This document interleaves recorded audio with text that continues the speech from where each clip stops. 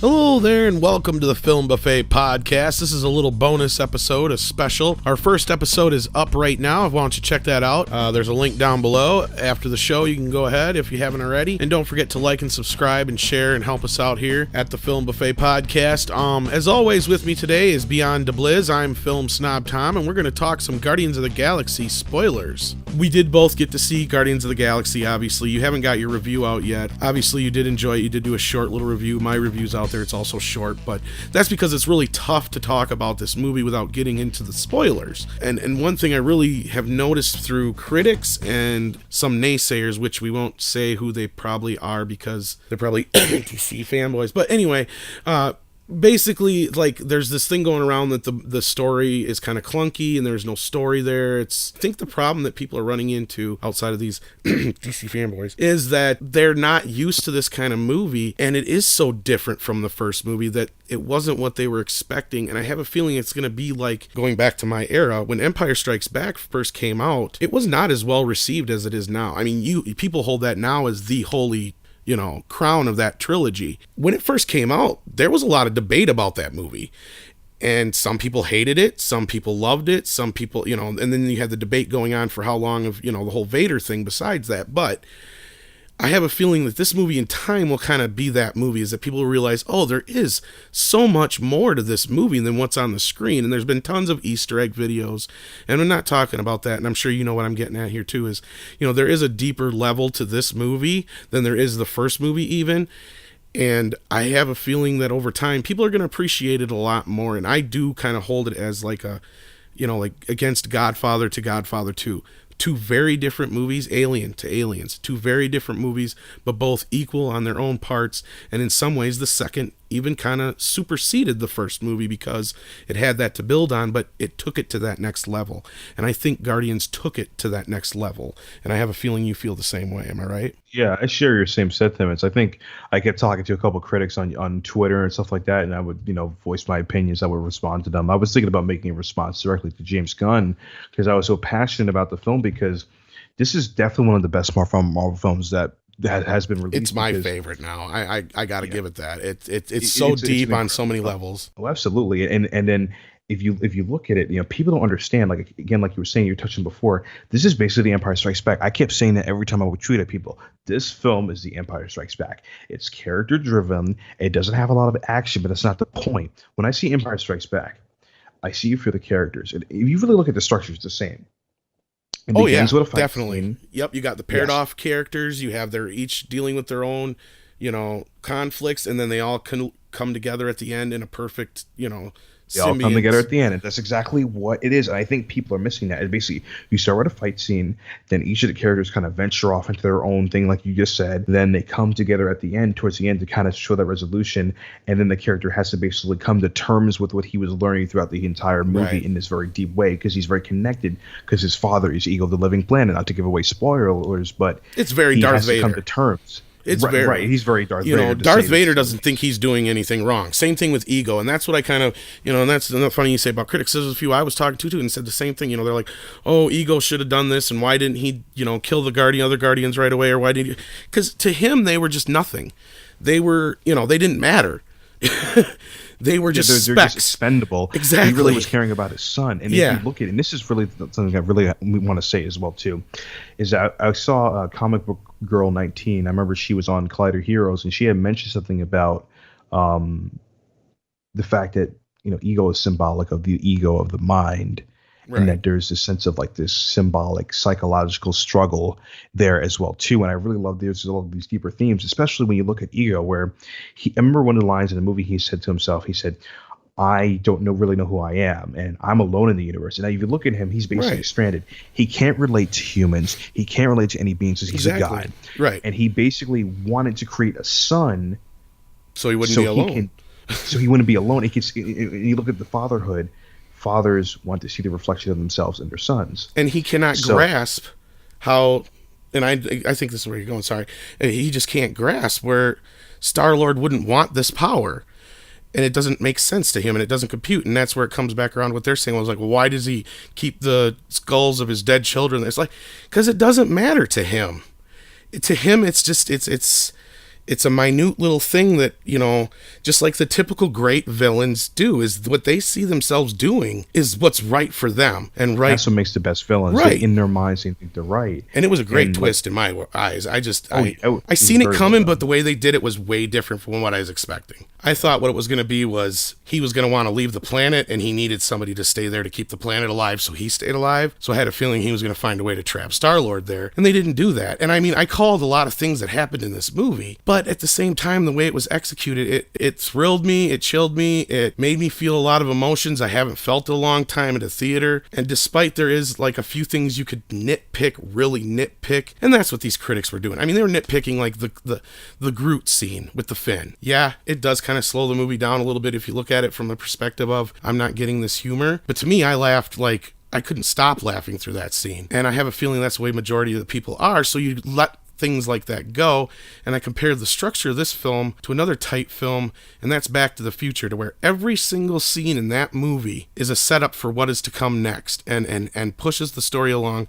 And the only time that movie stops is when Marty McFly sings Johnny Be Good. That scene is this movie's Johnny Be Good, because that scene, even though it kind of stops the story for a moment, it's cute, it's funny, it's hilarious, it works, and even though the whole thing goes, you pull it once, it's funny, twice, it's funny, don't go 3 times, and they went 3, 4, 5 times, and it still was funny. So, I mean, and that's kind of what this movie was. And some people are like, oh, some of the jokes were just too pulled and too contrived. I didn't feel that. I felt most of the jokes came naturally from the characters and naturally from the story. There was a couple times where I would say, like, during the funeral scene that, some of the jokes probably weren't needed, but they still landed to me. I didn't feel like there was any jokes that really felt out of place or forced in my eyes. But I know humor is very subjective. But as a story structure, I could argue that, and I know you already have, as I think that a lot of these people and critics and these fanboys are just trying to nitpick and find little things, and it's really kind of petty. But yeah, I think really the film for what James Gunn did for his trilogy, I think really it is kind of a masterpiece for in his particular pocket Marvel universe, like what he's doing specifically with the MCU, right. And kind of echoing what you were saying too as well. The movie, again, it does have jokes in it, but most of them really were effective to me. Some of them I could have pulled out, but most of them were very effective. Right. I really, feel like, again, I keep going back to what we were saying before. I think in the next 5 years, when people start to look back at it and stop trying to compare it to the first movie, because it's radically different. It's like trying to, like you said, trying to compare Alien to Aliens, trying to compare Godfather 1 to Godfather 2, Star Wars to Empire Strikes Back. You can't do it. It's a completely different film. They connect, but they're narratively different. And I think when people step back and they realize, wow, this film is actually brilliant. I was talking about before with the whole thing with fatherhood. Again, this idea of him, his father ego being alone, wanting to see a reflection of himself, and also this thing where the son has to deal with, because son has to always deal with the expectations that the father has on the son, of him wanting to be infinite awareness and consciousness and span across all facets of the universe. And I know that's a big thing, but it's a basic concept of, your father always has expectations of you, but then you want to do your own thing. You want to be your own person. And there's so many different layers to fatherhood and relationship with your son that I think was brilliantly touched upon. And the idea of that, Yondu, even though one of the lines that really stuck with me, he said, I'm not your father, but I'm your daddy. Basically saying how, I may not be blood related to you, but I raised you as my own, and I protected you from the evil, ego. Whereas it was interesting how, ego, even though he's related, he wasn't what Star-Lord thought of him. Even though Yondu grew up thinking, Star-Lord grew up thinking a certain way about Yondu, it turned out to be a completely different thing. It kind of flipped on itself. And I like that, where it's like, you can't, sometimes the people that are most closest to you aren't blood related to you. Like I said, they did such a brilliant job with it. I mean, honestly, if it's not going to happen, but if Michael Rooker ever deserved an Oscar nomination in his entire life, this was it. He sold it.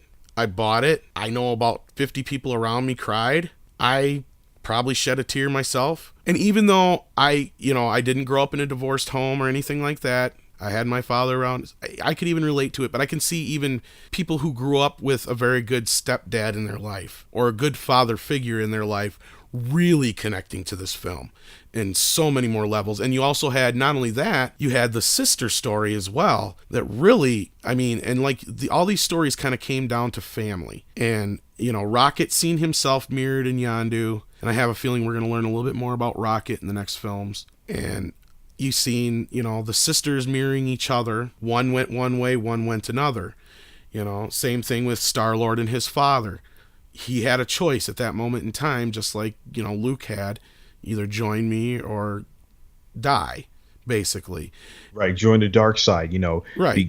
You become infinite consciousness, which is a very, you know, very tempting thing to be, to be all awareness, all everywhere and nowhere all at once. But right, and that's he didn't want that. And I don't think he wanted his family. And I don't think some of the critics of the film, and I mean that even too as the, you know, the people who are just trying to nitpick to find things wrong with it, and I think that's something they just don't understand about that, is how Ego's brain works, and how to him this was not evil. He was not doing anything evil up to the very last moment. He felt like he wasn't doing anything evil, to the point where he's trying to warn his son, no, if you do this, you'll die. You won't live forever. You know, to him, that was more important. And he thought, that's one thing I can reach out to my son, is that's going to be important to him because it's important to me. And he cannot grasp the concept of his son sacrificing immortality for these basically insects, you know, or to him, he sees them as just pets, like he did Mantis, you know, in so many ways. It's just, I don't think they got that. I don't think they got that level to it. And like I said, I think in a few years down the road, they will see that level a little bit more. I mean, I got it right away, but. And it also goes back where he can't relate to people because he is a god. Exactly. So how does he relate? And that's why he's basically, I give you an example of like Castaway, where, you know, us humans, we have this need to see ourselves reflected, like how, you know, we're talking right now, how, you know, millions of people talking to each other, you know, all across the world, is that we need to interact with one another. That's a very good example. I think that because he was there for millions and millions of years, he's like, I need to see myself reflected, and that drove him mad and wanted to create an offspring so he can then share that world, so he doesn't feel like he's alone. Because in a way, even though he's a god, he's alone. He's an outsider. See, that's what I'm saying. The movie is so much deeper. Oh yeah, and it's like, even when he killed his other children, he didn't really kill them. I mean, what he tried to do killed them. He didn't even see that as a tragic thing, because to him it was like, oh well, obviously he didn't have, or she didn't have, what they needed to be my significant offspring. So to him, they were just another blip or another butt. You know, like you say, he's on this whole other level of existence that it doesn't compute to him on so many levels. You know, because even the idea of love to him is in a way alien, and the way he sees love compared to the way we and Star-Lord see love was two completely different things. And I think between that, and that's what I think, a lot of people are like, oh, it was just because he said, you killed my mother, and it was just like Civil War, and it's the same beat. No, I think it was leading up to that was a lot more than that. You know, he saw that his father was not who he was. He did not want to be that, and he could see that, and he knew what he was, and he knew he had to be as Star-Lord, as his friend's friend, as the captain of the Milano. You know, that was his life, and in his eyes, that was more important to him than eternity, and his father couldn't understand that. Because like you said, he just does not have that level. He doesn't grasp love in the same way. To him, love is a completely different thing. Yeah, him being on Earth for so long, and that's the thing about with life, where we're able to connect with people because, you know, we only live on this plane of existence for a certain period of time, where he's literally immortal, living forever. So how can he connect to anybody? And he even that's says also that. Leading to that as well too. And he even kind of says that when he's like, you know, like a moment. These people's lives are just a moment. I think he says something to that effect. You know. It doesn't even matter in the grand scheme of things, you know, or basically, and to Star-Lord, that just doesn't compute how, you know, in the same level that it's not computing to Ego on the same level. And that's really speaks to how fathers and sons just don't see eye to eye on a lot of things as well. So like you said, I mean, you could just keep chipping away at the layers in this movie. And we haven't even got to, you know, Baby Groot yet. We haven't even got to, who even as a throwaway character does have a lot of levels to himself and is very important to this family, because he is kind of the glue. If you look at it, it's because of him that they all kind of they act a lot more civilized around around baby Groot than they do if he wasn't there, I think. And that's one thing. So he's kind of keeping this family dynamic together in a way that probably wouldn't have been kept together had, you know, things ended the way they did at the end of the first film, and they just kind of went their separate ways, you know. So they kind of felt like this family unity once Groot sacrificed himself for the family. So I think they kind of felt like they owed that to him in the long run, to give him, you know, back what he gave to them. And James Gunn did say this, that it's not the same Groot. He does not have the same memory, so it is really like Groot's baby that they're raising. So he's an important part of this movie. You know, it's the next generation. And just to finish off the whole point of Groot and keeping the family together, you kind of notice the dynamic between him and Star-Lord isn't exactly the closest until the end either. So Star-Lord is kind of an absentee father to Groot in a lot of ways throughout the film, just like his father was to him. And then he kind of realizes that at the end when he lets him listen to the music and stuff. But things are getting a little long here, so is there anything else you want to add, or any more thoughts you had about Guardians of the Galaxy Beyond? Yeah, I think pretty much, you know, everything that you were saying, you know, I definitely agree and all that. I think, you know, it's a great film, and I think that, you know, hopefully in the future that people will see it a lot better in a better light for sure. So, and I mean, I'm sorry, I talked a lot here and we're kind of running short on time, and I know you got to go. So next time, hopefully I get to hear more about how you feel about the film. I suppose maybe we can reconvene right after the video comes out or something like that. But I want to thank you for joining me today, BEyondDaBliz. No problem. I'm glad to be here. Check out the links down below. And as always, like, share, subscribe. Tell us what you think about the movie. Did you agree? Do you disagree? Tell us why. I'm the Film Snob Tom, and for BEyondDaBliz, thanks for joining us on this special edition of the Film Buffet Podcast.